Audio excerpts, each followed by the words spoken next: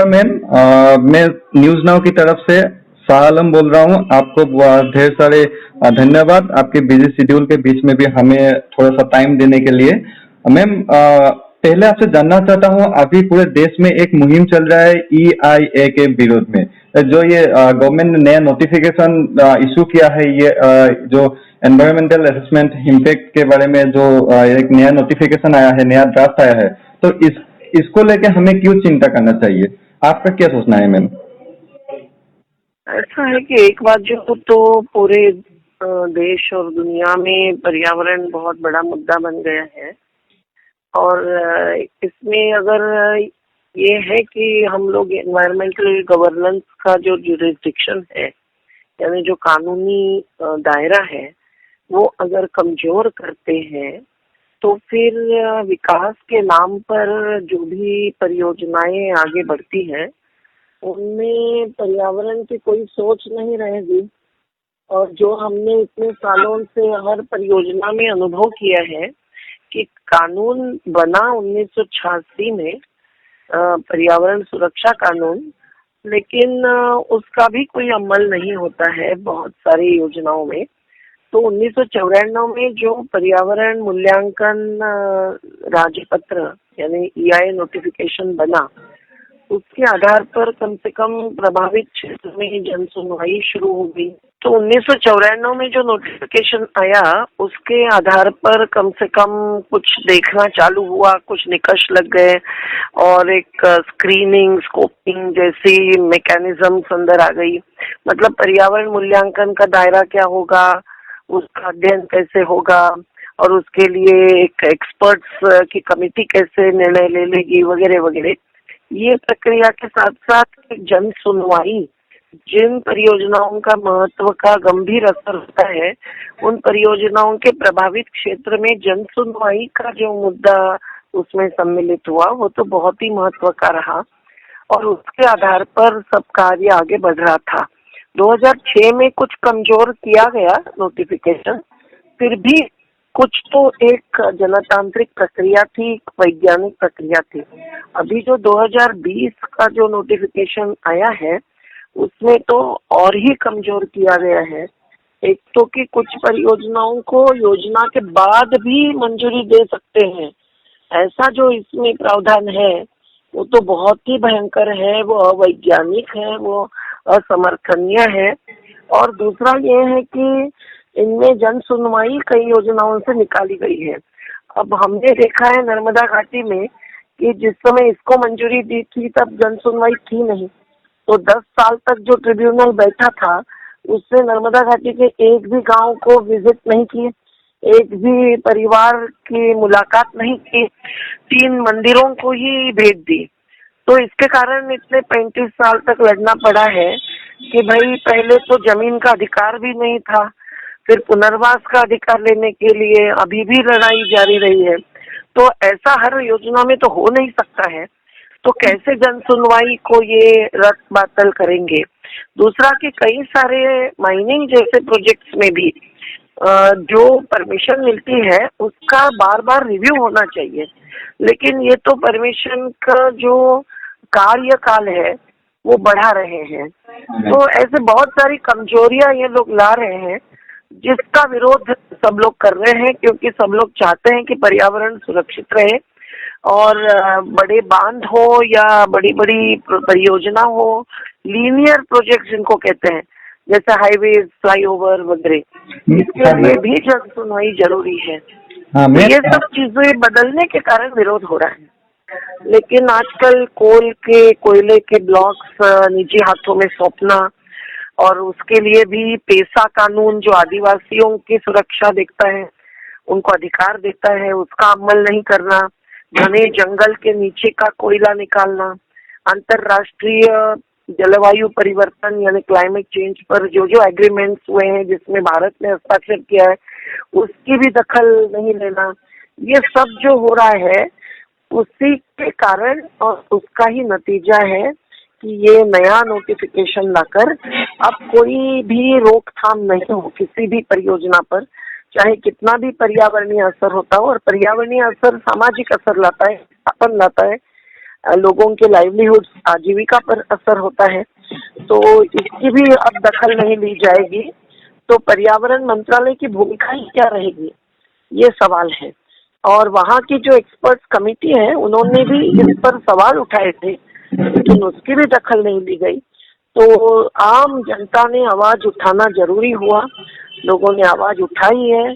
Delhi high court ने अगस्त 11 तक अपनी राय देने का एक कार्यकाल था वो आगे बढ़ा दिया क्योंकि लॉकडाउन के कारण, और इसलिए अगस्त 10 तक अब सभी व्यक्ति, संगठन, समूह, संस्थाएं ये सब आवाज उठाए, ये बहुत जरूरी लगता है।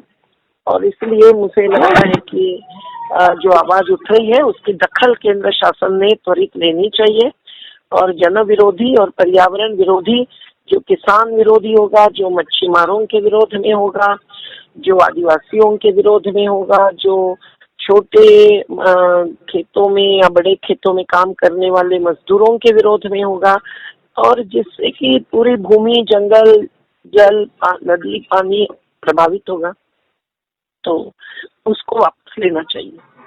हाँ मैडम, मैं ऋतिक बात कर रहा हूँ न्यूज नाउ से। आपसे एक सवाल था, आप डैम के खिलाफ या फिर या बोलिए बिग डैम के खिलाफ बहुत बड़ा आवाज रहा है इंडिया में। तो अरुणाचल जो हम लोग का एडजॉइनिंग स्टेट है उसमें 178 डैम बनाने का प्लान चल रहा है, तो आप क्या इसके बारे में क्या राय देगा? क्योंकि आसाम में इसका बहुत बड़ा इम्पैक्ट होगा अगर डैम बन गया तो इसके बारे में आपका क्या ख्याल है या फिर क्या राय है? जैसा मैंने कहा कि अरुणाचल प्रदेश के लोग भी डैम के बारे में चिंतित है। ये 168 बांध की बात थी जो बहुत बड़ी ऊर्जा पैदा करने के लिए विकास है ऐसा बताया जाता रहा है, लेकिन एक एक बांध को जो अखिल गोगोई जैसे कार्यकर्ता ने बहुत जनशक्ति के आधार पर पूरी पोल खोल कर दी, उसके लाभ हानि को दिखाया।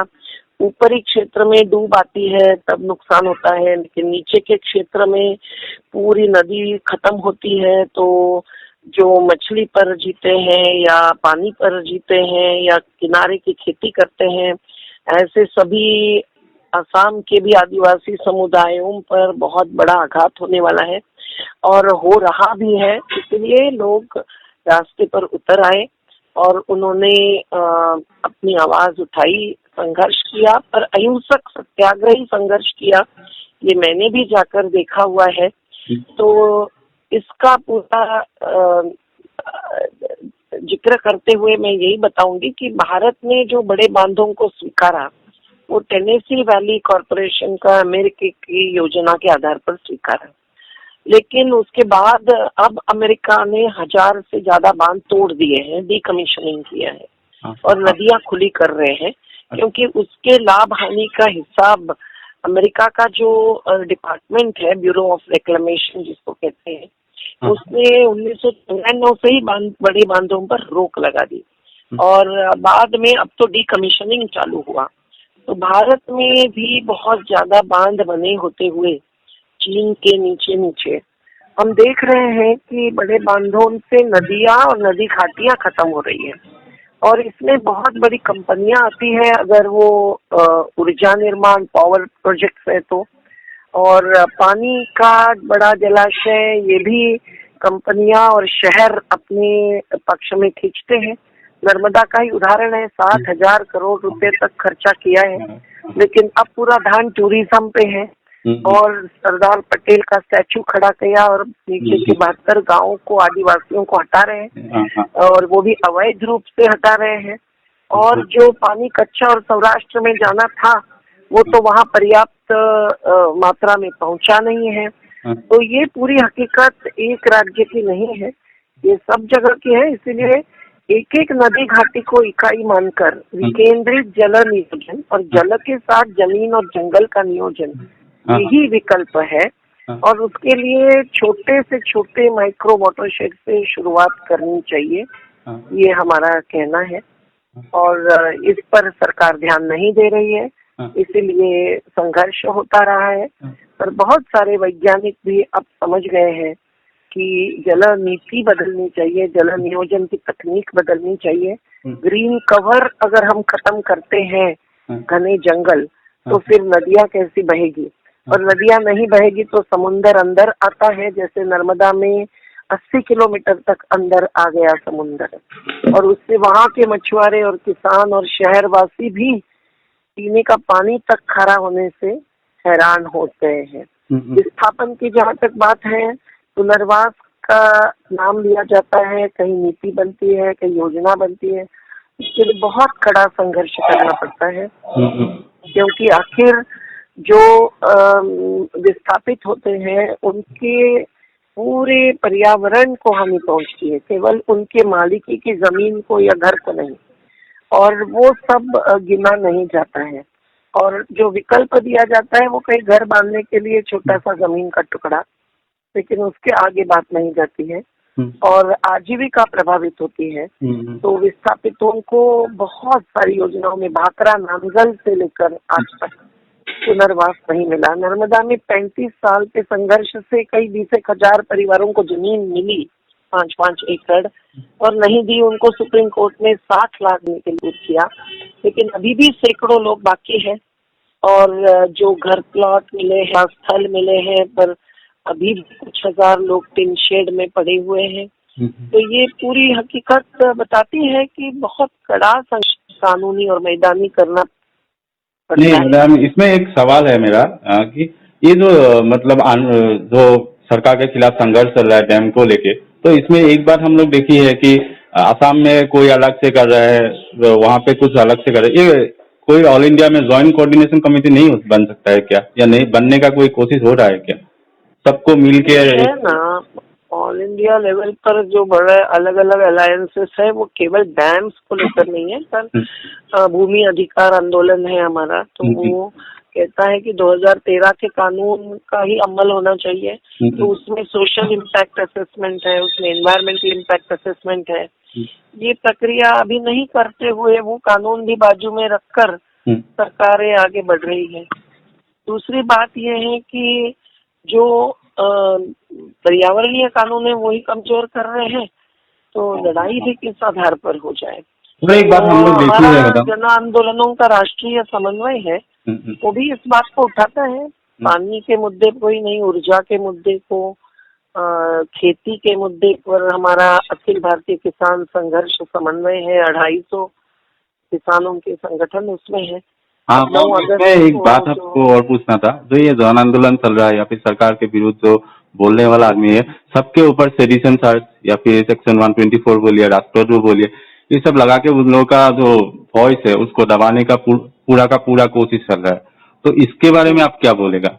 मतलब ऐसा हो गया है, ऐसा माहौल हो गया है कि अगर कोई भी बोलेगा तो उसको सीधा कलकोतरी में भेज देगा। तो आज जनतंत्र पर ही हमला है ऐसी भूमिका सरकार ने लेने से, क्योंकि अभिव्यक्ति की आजादी तो संविधान ने दी हुई है, लेकिन जैसे अखिल गोगोई जी की बात लीजिए असम की, वो आज जेल में क्यों है?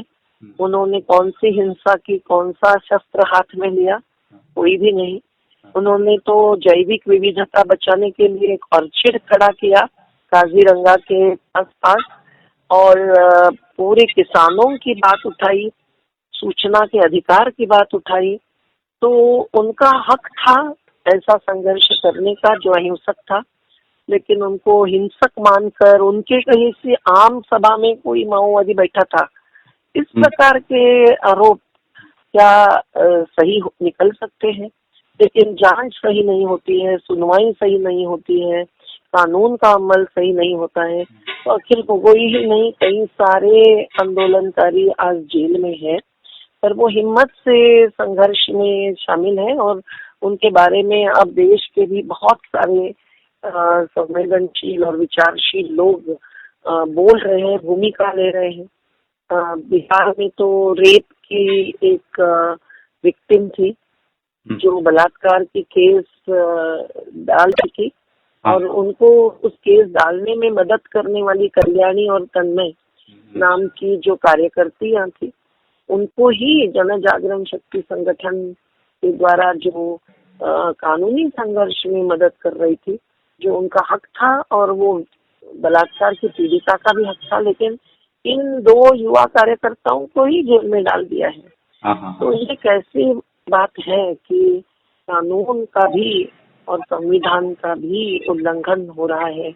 ये सवाल आज देश में खड़ा होना जरूरी है। मैम, आपके बिजी शेड्यूल के अंदर में भी हमें टाइम देने के लिए बहुत सारा धन्यवाद। और आखिर में एक बात पूछना चाहता हूँ कि अभी नॉर्थ ईस्टर्न स्टेट में या फिर स्पेशली असम में एक बात लोगों के बीच चलता है कि मेन स्ट्रीम दिल्ली जो है वो नॉर्थ ईस्टर्न स्टेट की जो इसमें जो रिसोर्सेज है उसी के लिए आता है, लेकिन इसका डेवलपमेंट के लिए कोई भी या फिर जो भी समस्या है, बाढ़ का समस्या या फिर जो भी समस्या है उसके लिए कुछ नहीं करता है। तो इसके बारे में आपका क्या सोचना है? EIA इसमें कैसे इम्पेक्ट करेगा? और आपका ये जो EIA का फ्यूचर में जो अभी ड्राफ्ट आया है, तो इसके लिए आपका क्या आह्वान रहेगा असम के लोगों को या फिर नॉर्थ ईस्टर्न के लोगों को?